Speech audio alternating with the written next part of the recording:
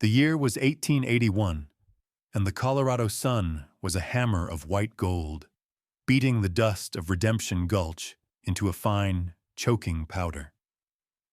It clung to the sweat on Mercy Calhoun's face, a gritty mask over the hollows of her cheeks. Chains, heavy and rusted from the jailhouse damp, bound her wrists, their cold weight a constant reminder of the town's verdict. They dragged her, a procession of righteous fury, to the ragged edge of civilization where the town bled into unforgiving wilderness. Men who had shared a cup of coffee with her just a week prior now spat at her feet. Women who had admired the stitch of her mending now clutched their children close, their faces masks of pious fear. The real thieves, Silas Croft and his brother, led the charge, their voices the loudest, their accusations the sharpest, a performance of outrage to conceal the glint of their own sin. They shoved her forward until her bare feet met the sharp stones that marked the beginning of the trail to nowhere. This was where they would leave her, an offering to the coyotes and the coming night. Her name a curse on the lips of the town she had tried to call home. A horse and rider appeared on the rise, a silhouette against the blinding sun. The shape was immense, broad-shouldered and solid, moving with a slow, deliberate rhythm that seemed to absorb the frantic energy of the mob. As he drew closer, the details resolved. A man whose size was not of bulk, but of bone and sinew, his face weathered by 1,000 suns, his eyes the color of a winter sky. He rode a great black horse that seemed an extension of his own quiet power. He did not rein in with a flourish, but brought the animal to a halt as if by a silent command. The crowd's jeers faltered, turning to murmurs. This was Josiah Kane, a man who kept to himself on a ranch miles deep in the canyons, a man who came to town for salt and nails and nothing more. He was a piece of the wilderness itself, and his presence here felt like a judgment. He swung a long leg over the saddle and dismounted, the ground seeming to settle under the weight of his boots. He did not look at Mercy, not at first. His gaze swept over the faces of the mob, lingering on each one, a slow accounting. There was no anger in his expression, only a profound and unsettling stillness. He walked forward, his steps measured, the dust parting around his boots. He stopped directly in front of Mercy, placing his body between her and the snarling faces of her accusers. He was a wall of denim and leather and unshakable resolve. He folded his arms over his broad chest and waited. The silence that followed was heavier than any shout, deeper than any threat. It was the silence of a mountain before an avalanche. Finally, he spoke, his voice not loud, but a low rumble that carried like thunder in the thin, dry air. "You'll be wanting to step back now," he said. It was not a request. It was a statement of fact, as certain as the rising of the moon. Silas Croft, emboldened by the crowd at his back, took a step forward. "This ain't your concern, Kane. This is town justice. The girl's a thief." Josiah's eyes, chips of ice, finally settled on Croft. "I was in the mercantile," he said, his voice dropping even lower, "mending a harness strap by the back window. I saw you, Silas. I saw you palm the silver locket. I saw you slip it into her basket when her back was turned." He held up his hand, and resting in his calloused palm was a small brass button, distinct in its design. "This fell from your cuff when you did it. I believe the sheriff will find the matching 3 on your coat." The air went thin. The lie, so loud and powerful moments before, now shriveled in the face of this quiet, immovable truth. Josiah Kane had not come to argue. He had come to bear witness, and his testimony was as solid and unyielding as the granite of the mountains at his back. The mob, a creature of singular, thoughtless momentum, shuddered to a halt. The certainty that had bound them together began to fray, each man and woman suddenly isolated in their own complicity. Silas Croft's face, florid with manufactured rage, paled to a sickly white. His brother shuffled his feet, avoiding the unwavering gaze of the rancher. They were snakes with their heads pinned, their venom useless against the calm, heavy press of truth. "He's lying," Croft blustered, but the words were hollow, rattling in the vast silence Josiah had created. No one moved to support him. The townspeople looked at the brass button in Josiah's palm, then at Croft's coat, then at the ground, ashamed to meet the eyes of the man they had been so eager to follow. Josiah did not press the point. He simply stood there, a human anchor holding the world steady, letting their own conscience do the work. One by one, then in small, shuffling groups, the people of Redemption Gulch turned away. Their righteous anger had evaporated, leaving behind the bitter tang of shame. They drifted back toward the false safety of their town, leaving the Croft brothers exposed and alone. Silas shot one last look of pure hatred at Mercy, a promise of future vengeance, before he and his brother mounted their horses and galloped away, swallowed by the dust of their own retreat. Josiah waited until the last of them was gone, until the only sounds were the sigh of the wind through the sagebrush and the frantic beat of Mercy's heart. Then, and only then, did he turn to her. He moved slowly, deliberately, as if approaching a frightened deer. He knelt before her, the worn denim of his jeans pulling taut over his powerful thighs.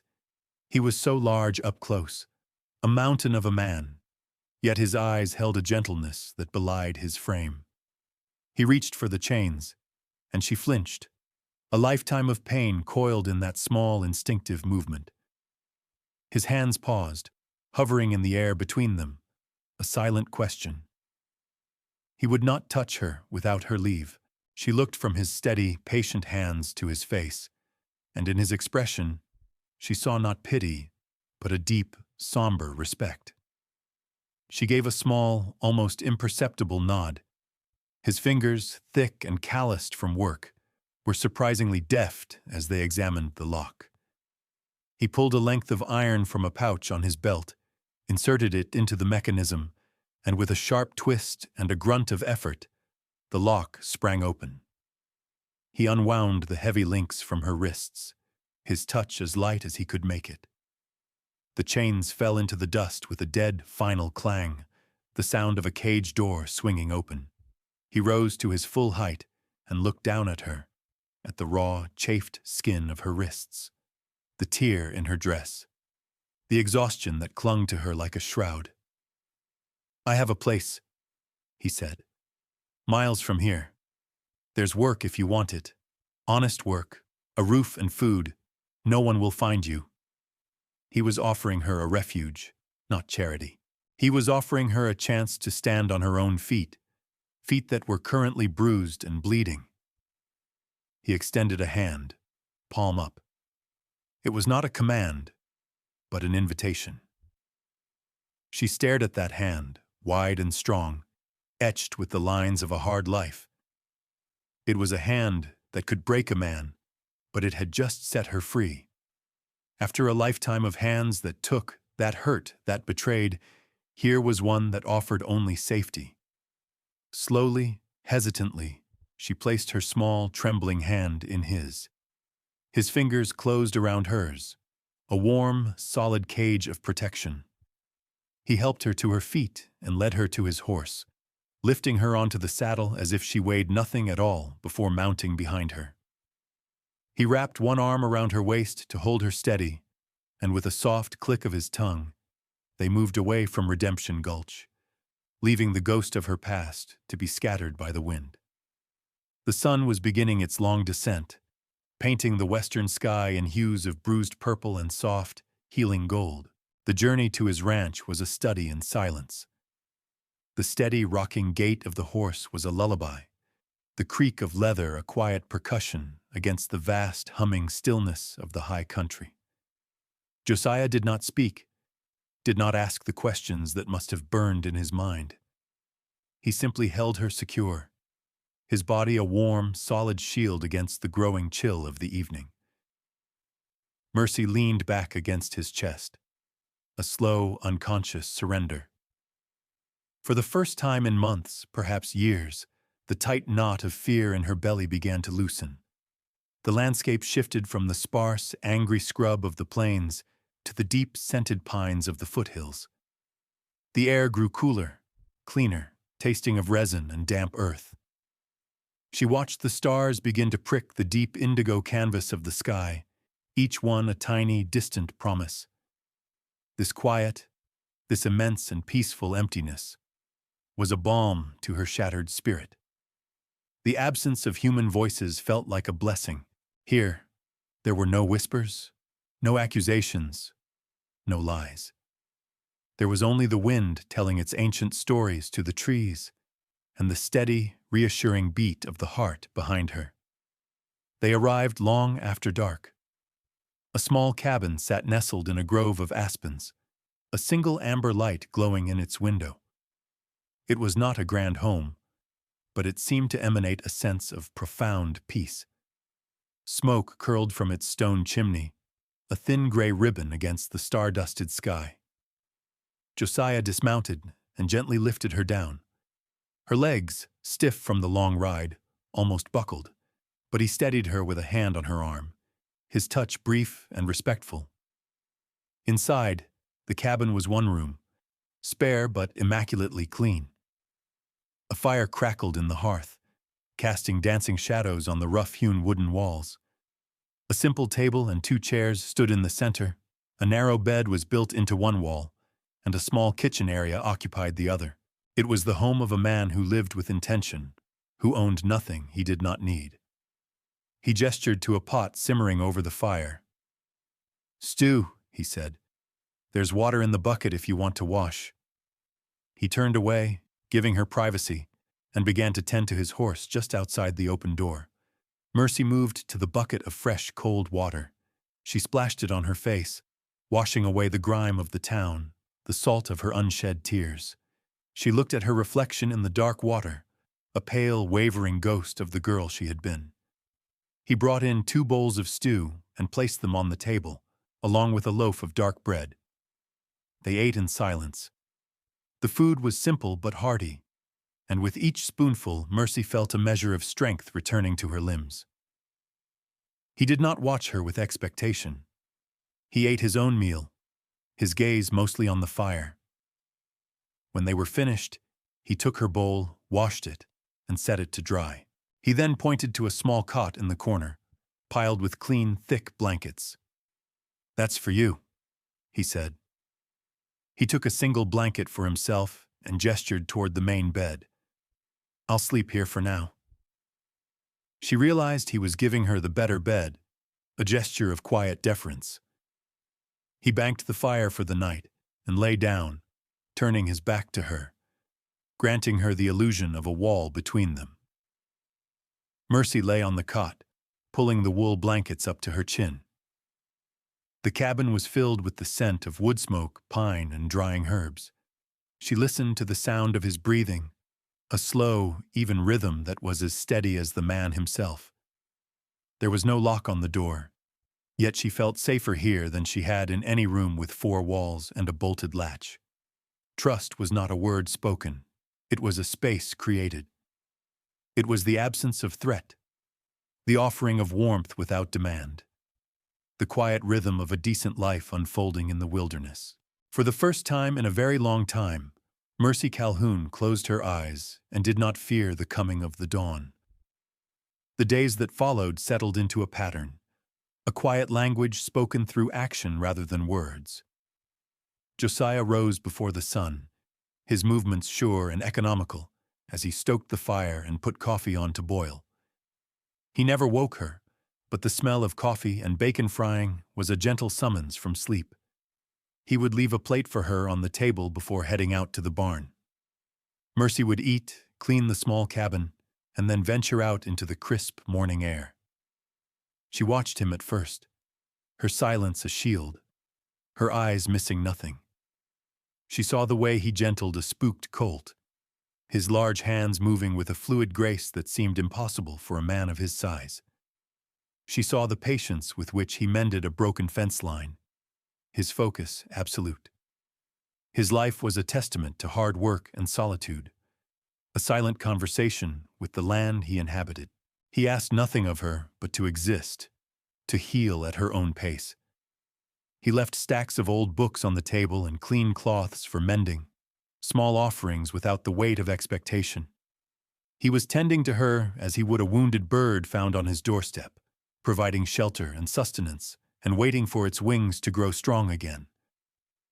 Her first gift revealed itself with the coming of a storm. The sky was a brilliant, cloudless blue, the sun sharp and hot on the back of the neck. Yet Mercy felt a strange thrumming in the air, a tension in the stillness. She saw Josiah preparing to take a wagon of supplies to a remote line shack, a full day's journey. She walked out to the barn, her steps hesitant. He was harnessing the horses, his back to her. She cleared her throat, a small, rusty sound. He turned, his expression one of mild surprise. She pointed to the west, toward the jagged peaks that clawed at the sky. "Storm," she said. It was the first word she had spoken to him since they'd arrived. Her voice was a fragile thing, thin and reedy. He followed her gaze. The sky was immaculate. He looked back at her, at the certainty in her eyes. Any other man might have dismissed her, but Josiah had learned to trust the instincts of wild things. He paused, considering, then slowly began to unharness the team. "All right," he said, his own voice gentle, as if not to frighten hers away. By midday, the sky had turned a bruised, angry gray. The wind rose to a howl, and a furious squall of hail and rain lashed the canyon, a storm so violent it would have surely overturned the wagon. They sat inside the cabin, listening to the tempest rage, the firelight casting a warm, safe glow around them. He looked at her across the table, not with suspicion, but with a dawning wonder. Her other talents emerged in trickles, like a hidden spring finding its way to the surface. One of his milking cows fell ill, its breath coming in ragged, shallow gasps. Josiah had tried all he knew, but the animal was failing. Mercy went to the creature, laying a hand on its feverish hide. She closed her eyes, her brow furrowed in concentration. Then she walked into the woods, returning with her apron full of leaves and roots he did not recognize. She crushed them with a stone, mixed them with warm water, and gently coaxed the mixture down the cow's throat. She sat with the animal through the night, murmuring to it in a low, soft voice. By morning, the fever had broken. The cow was on its feet, weak but alive. Josiah found her asleep in the hay, her small form curled against the animal's recovering warmth. He felt a profound shift inside him. This was not a broken, fragile creature he had rescued. This was a woman of rare and mysterious power. His pity had long since faded, replaced by a deep and abiding respect. He began to see that the world had not simply wronged her, it had been blind to her. It had tried to crush a gift it was too ignorant to understand. He started leaving his own wounds for her to tend, a deep gash from a slipped axe, a rope burn on his palm. Her poultices of crushed herbs worked with a quiet magic, drawing out the pain and leaving clean, healthy skin behind. He was a man of the earth, of tangible things, but he could not deny what he saw. He had brought a healer into his home, and he was beginning to realize that it was not just his cow or his physical wounds she had the power to mend. The fire had burned down to a bed of glowing embers, painting the inside of the cabin in soft shades of orange and deep, velvety shadow. Outside, the world was a symphony of silence, the vast, star-strewn quiet of the high country. They had finished their nightly meal, the comfortable stillness between them no longer a void, but a shared space, rich with unspoken understanding. It had been weeks since the storm, weeks since the cow had recovered, weeks in which Mercy had slowly, carefully begun to inhabit the life Josiah had offered her. Her voice, when she used it, was still soft, but the rusty edge was gone, replaced by a low, melodic cadence. It was she who broke the silence this night. "They said I stole a silver locket from the mercantile," she began, her eyes fixed on the pulsing heart of the fire. The words came out slowly, each one carefully weighed, as if she were unearthing them from a great depth. Josiah did not turn his head, but his whole being went still, listening. He leaned forward slightly, his forearms resting on his knees, a posture of quiet invitation. "It wasn't the locket," she continued, her voice gaining a little strength. "It was Silas Croft. He wanted more than I was willing to give. He and his brother, they owned the boarding house where I worked, mending and cleaning. They thought that meant they owned me too." She paused, and in the flickering light, he could see a muscle tighten in her jaw. "I refused him, not once but many times. The last time I told him I would go to the sheriff. That was my mistake. I didn't understand that men like him own the sheriff too." She took a deep breath, the sound of it fragile in the quiet room. The next day, the locket was missing. Mrs. Gable was distraught, and Silas was right there, pointing the finger at me. He described a birthmark on my shoulder, one he could only have seen by spying on me. He used it as proof, said he saw it when I was slipping the locket into my dress. No one questioned it. It was easier to believe a poor seamstress was a thief than to believe the town's most prosperous man was a liar and a lecher. She fell silent, the story hanging in the air between them, a thing of ugly, bitter truth. He could feel the weight of her humiliation, the sting of the injustice. He said nothing, knowing that what she needed was not a remedy or a promise of revenge, but simply a witness. Someone to hear the truth and believe it. After a long moment, he stirred, shifting his weight. He looked at his own hands, calloused and scarred. "I had a wife," he said, his voice a low rumble. "Her name was Eleanor, and a daughter, little Sarah." His gaze drifted to a small, crudely carved wooden bird sitting on the mantelpiece, its paint faded with time. "We had a small homestead further east. The winter of '75 was hard. The snows came early and stayed late. A fever took hold in the valley. It came for Sarah first." He stopped, his throat working. Mercy watched him, her own pain receding in the face of his. "I rode for 2 days straight to fetch the doctor. By the time I got back, it was too late for Sarah. And the fever had taken Eleanor too. She was trying to care for the child, and she wore herself down to nothing." He looked up from his hands, and his eyes, usually so clear and steady, were clouded with a sorrow so deep it seemed to have no bottom. "I wasn't there," he whispered, the words raw with a guilt that 15 years had not managed to scour away. "I was supposed to protect them.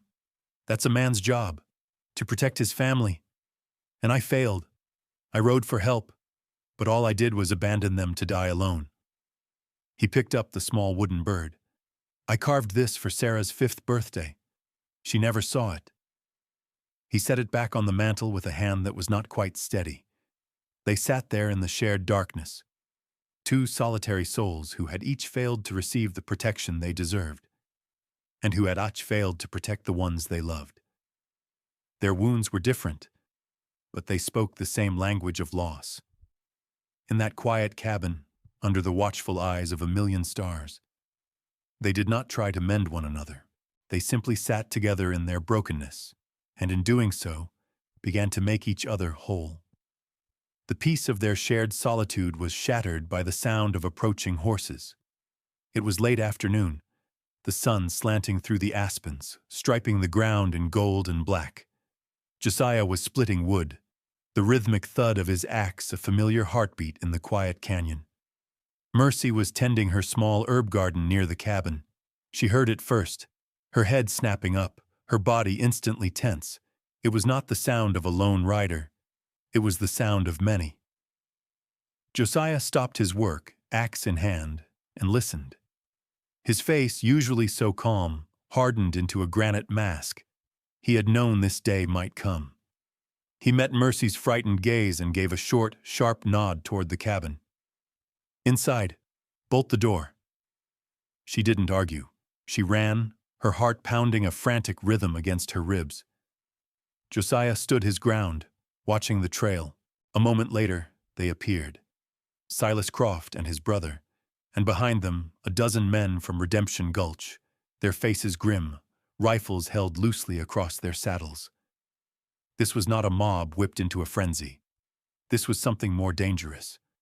This was a posse, armed with the cold, self-righteous certainty of the law, however twisted. They reined in at the edge of the clearing, just before the fence line that marked the boundary of Josiah's property. Silas Croft nudged his horse forward. "Kane," he called out, his voice dripping with false authority. "We've come for the woman. The magistrate issued a warrant. She's a fugitive."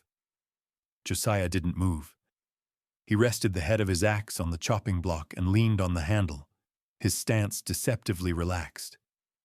"She's no fugitive," he said, his voice calm and even, carrying easily across the clearing. "She's a free woman working on my land. You have no business here, Croft." "The law says we do," Croft sneered. "She's a thief and a vagrant, and there are whispers in town she's more than that. A witch, maybe, with the strange things folks say she can do. The town wants her gone." From the cabin window, Mercy watched, her hands pressed against the rough-hewn logs. A witch. That was the new lie, a more potent poison designed to curdle fear into hate. She saw the faces of the men behind Croft. They were not evil men, not all of them. They were farmers and merchants, men she recognized. But they were afraid, and Croft was feeding that fear. Josiah took a slow step forward, stopping at his side of the fence. He was one man against 13, armed only with a wood-splitting axe. Yet he commanded the space, his sheer physical presence an undeniable force. He looked past Croft, his gaze sweeping over the other men, meeting each of their eyes in turn. "Look at you," he said, his voice low and laced with a profound disappointment that cut deeper than any insult. "You let this man lead you out here with ghost stories because you're afraid of what you don't understand. This woman you call a witch? She healed my cow when it was dying. She set my hand when I broke it. She has brought nothing but quiet decency to this place." He paused, letting his words sink in. "What you saw in town was your own fear looking back at you, and you gave it her face. She has harmed no one. She works my land and asks for nothing. This is my property." He drew a line in the dirt with the toe of his boot, parallel to the fence. "If you cross this line, you're not coming for her. You're coming for me." He said it so simply, with such absolute, unshakable conviction, that it became a law of nature. The men shifted in their saddles, their certainty beginning to crumble under the weight of his moral clarity. He had not threatened them. He had simply held up a mirror, and they did not like the reflection. "Go home," he said, his voice dropping to a near whisper, yet it felt like a cannon shot in the tense silence. "Go home and be the men you thought you were this morning." The silence that followed was thick with indecision. The men in the posse looked at each other, then at the hard, unyielding face of Silas Croft, and then at the towering, immovable figure of Josiah Kane. They had come for a witch, a thief, an easy target. They had not come to fight a man who seemed carved from the mountain itself, a man who met their rifles not with a weapon of his own, but with the armor of pure, unadorned truth. One of the men at the back, a blacksmith whose children Mercy had seen playing in the street, quietly reined his horse around and started back down the trail. Another followed, then another. The posse was dissolving, their borrowed conviction no match for Josiah's genuine courage. Croft watched them go, his face contorted in a mask of fury and humiliation. He was left with only his brother and two other loyal cronies. He spat on the ground. "This isn't over, Kane," he hissed, the threat venomous. Josiah just watched him, his expression unchanging. He didn't need to reply. Croft wheeled his horse around and galloped away, his remaining men trailing behind him like vultures. Josiah stood by the fence until the sound of their horses had faded completely, until the only sound was the wind whispering through the pines. He had won, for now. But he knew, and Mercy knew as she watched from the window, that the threat had not been vanquished. It had only been driven back into the shadows, where it would fester and grow more poisonous. In the days after the confrontation, a new kind of silence settled over the cabin. It was not the comfortable quiet of before, but a taut, watchful stillness, heavy with the knowledge of what lay waiting in the valley below. Mercy saw the way Josiah now kept a rifle near the door, the way his eyes scanned the ridgeline when he thought she wasn't looking. The safety he had built for them felt fragile, a small island in a dangerous sea. She knew she was the source of that danger. The guilt was a heavy stone in her chest.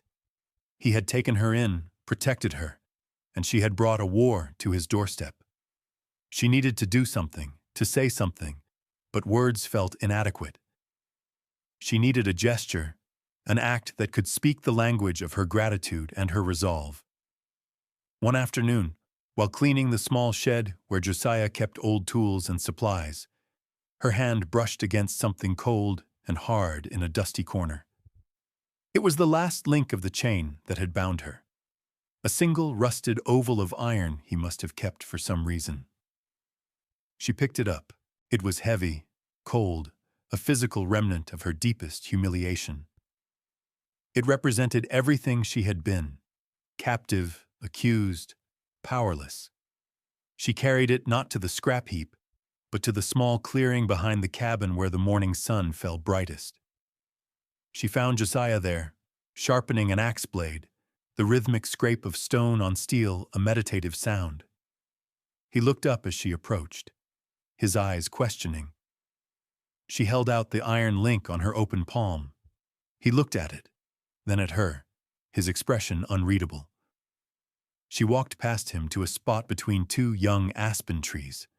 With a small trowel from her herb garden, she began to dig.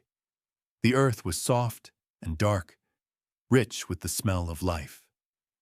Josiah watched her, saying nothing, but he set aside his axe and whetstone. He understood, without her needing to explain, that this was a ceremony. She dug a hole deep enough to bury a memory. She took the chain link, held it for a moment, then dropped it in. It landed with a soft thud, a final muffled sound. This was the burial of the woman who had been dragged from Redemption Gulch. This was a grave for her fear. She began to push the soil back into the hole with her hands. Josiah came and knelt beside her.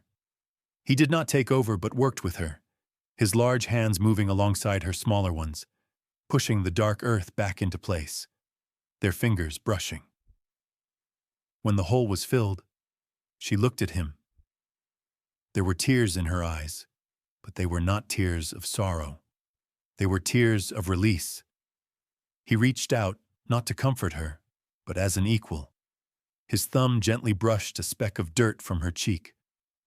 The touch was electric, a spark of profound connection in the quiet afternoon. It was the first time he had touched her with such deliberate tenderness. She then went to the creek and returned with a small, smooth river stone. She placed it on the freshly turned earth, a simple headstone for a life she was leaving behind. As they stood, the sun caught the leaves of the aspens, turning them to trembling coins of gold. It felt like a benediction. The gesture was complete. She had not simply discarded the symbol of her oppression. She had buried it, transforming an act of disposal into an act of creation. She was planting a new life, right here, in this soil that he had given her. A life that would grow from the grave of her old one. He had given her sanctuary, and she, in turn, was showing him that his faith in her was not misplaced. She was not just a survivor. She was a woman choosing to grow again, to put down roots in the ground he had sworn to protect. That evening, the air itself felt different, washed clean. The tension that had held the canyon in its grip seemed to have dissipated with the burial of the chain. After their meal, Josiah didn't settle by the fire as he usually did. He stood by the open cabin door, looking out at the sky, a vast, velvet expanse littered with impossible handfuls of stars. Mercy came to stand beside him, drawn by his stillness. They stood for a long time, not speaking, simply sharing the immense and holy quiet of the night. The universe felt close, as if they could reach out and touch the celestial dust. "This place is quiet," he said finally, his voice a low murmur that was part of the night itself. "But it's less quiet with you in it." He turned his head to look at her, and in the faint starlight she could see the deep, lonely ache in his eyes. An ache she was beginning to understand was a mirror of her own. "I'd like it to stay that way." It wasn't a proposal of marriage in the traditional sense. It was something far deeper. It was an admission of need from a man who had needed no one for 15 years. It was a confession that the solitude he had built as a fortress against his grief had become its own kind of prison, a prison she had unknowingly unlocked. Mercy felt her breath catch.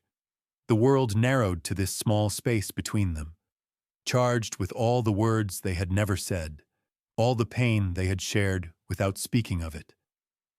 He was not offering her a name or a ring.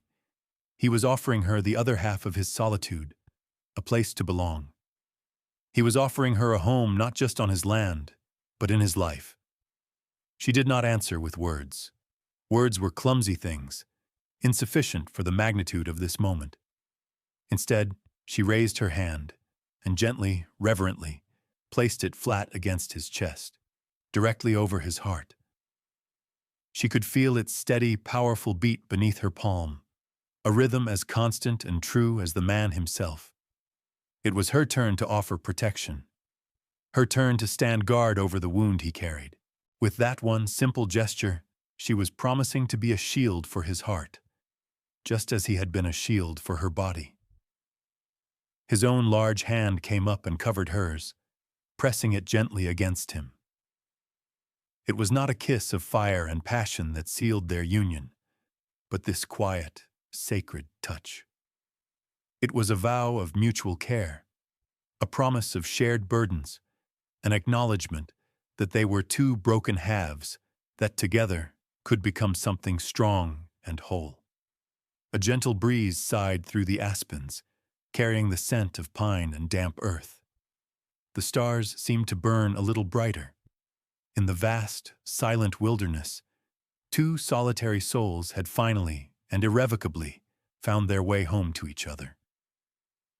The attack came without warning, a violent tear in the fabric of the night.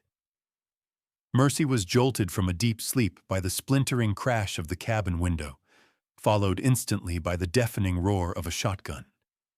Glass sprayed across the floor, glittering like deadly frost in the moonlight.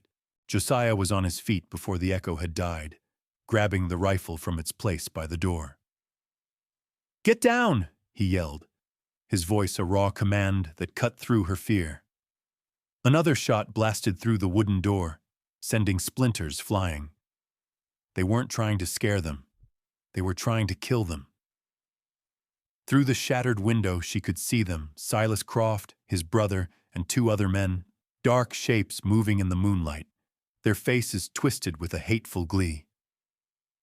Josiah knelt by the wall, levering around into the chamber. He fired back, not wildly, but with a calm, deadly precision. A cry of pain from the darkness told him he'd found his mark. "They're trying to flush us out," he said, his voice tight. "They'll try to set the roof on fire." He glanced at her, his face grim in the intermittent flashes of gunpowder. "We have to move." He pointed to the small root-cellar door hidden beneath a rug in the floor. "Go. It leads out to the creek bed. Follow it downstream. Don't stop." "I'm not leaving you," she said, her voice fierce, shaking not with fear, but with a cold, determined rage. He looked at her, and in that split second, he saw that the frightened woman he had rescued was gone forever. In her place was a warrior, her eyes blazing with the same protective fire that burned in his own heart. He didn't have time to argue. A flaming torch arced through the window, landing on the dry floorboards. Flames licked upwards, hungry and fast. While Josiah laid down suppressing fire, Mercy grabbed a heavy wool blanket, beat at the flames, and smothered them. Just then, Croft's brother burst through the weakened door, a pistol in his hand. Josiah swung the butt of his rifle, connecting with the man's head in a sickening crunch. The man crumpled to the floor. But the distraction was all Silas Croft needed. He appeared in the doorway, leveling his shotgun directly at Josiah's chest. Time seemed to slow. Mercy saw the cruel smile on Croft's face, the twin black holes of the shotgun barrels, the way Josiah's body tensed as he tried to bring his rifle around. There was no time. Acting on pure instinct, she grabbed the heavy iron skillet from its hook by the hearth. With a strength she didn't know she possessed, she flung it. It spun through the air like a discus, catching Croft square in the side of the head. The shotgun discharged into the ceiling as he staggered, stunned. But he wasn't down. He shook his head, rage clearing the daze, and turned his furious eyes on her. At that moment, Josiah lunged, tackling Croft and driving him back out into the yard. They went down in a tangle of limbs, grunting and cursing. Mercy ran outside, grabbing a heavy piece of firewood. She saw Josiah grappling with Croft, but he was weakening. A dark stain was spreading across his side. He'd been hit by the first shotgun blast. The rescued had become the rescuer. As Croft gained the upper hand, reaching for a knife at his belt, Mercy brought the log down with all her might on his outstretched arm. The bone snapped with a sound like a dry branch breaking. Croft screamed, a high, thin sound of agony, and the fight went out of him. His last remaining man, seeing his bosses defeated, fled into the darkness. Mercy rushed to Josiah's side. The wound in his side was bleeding badly. "We have to go," she urged, her voice steady despite the tremor in her hands. "They'll be back." He was fading, his strength failing. She looped his arm over her shoulder, taking his weight, and half dragged him toward the barn. The roles were now completely reversed. It was her strength holding him up, her will driving them forward. She saddled his great black horse, her hands moving with a desperate efficiency, and somehow she managed to get him into the saddle. She swung up behind him, her arms a fierce, protective band around his bleeding torso, and urged the horse into the night, away from the burning cabin, away from the life they had built, riding toward a future that was as dark and uncertain as the wilderness that surrounded them. 2 years passed. The seasons turned, healing the land and the people on it. The memory of Redemption Gulch and the fiery violence of that last night became a distant, scar-like thing, a story that belonged to 2 other people in another lifetime. They had found their sanctuary in a place the mapmakers had forgotten, a small, verdant valley cradled by the protective arms of the highest peaks. Here, the water ran clean and cold from mountain snows, and the only sounds were the wind in the tall pines and the cry of the hawk circling overhead. They had built a new life from the ground up, with their own 4 hands. The cabin was smaller than the last, but it was stronger, built of stone and thick timber, with windows that looked out not on a trail that led to town, but on a meadow that burst with wildflowers in the spring.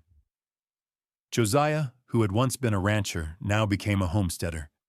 He moved with a slight limp, and a long, pale scar traced a path along his ribs, a permanent reminder of the price of their peace. But the haunted look was gone from his eyes, replaced by a deep, quiet contentment. One late summer afternoon, he was sitting on the porch he had built, carefully sanding a piece of pine. The wood was slowly taking the shape of a cradle, its rockers curved and smooth. His large hands, which had once seemed capable only of brute strength, moved with the patient tenderness of a true craftsman. Mercy came out of the cabin, her body full and round with the child she would bear in the coming autumn. She carried a basket of herbs from her garden, which was now a sprawling, fragrant tapestry of green and silver, dotted with the bright colors of medicinal blossoms. She sat on the step below him, leaning her head back against his knee, and began to sort the leaves, her fingers moving with an innate, graceful knowledge. He paused in his work and laid a hand on her belly, a silent question. He felt the flutter of movement beneath his palm, the tiny, insistent pulse of the new life they had created.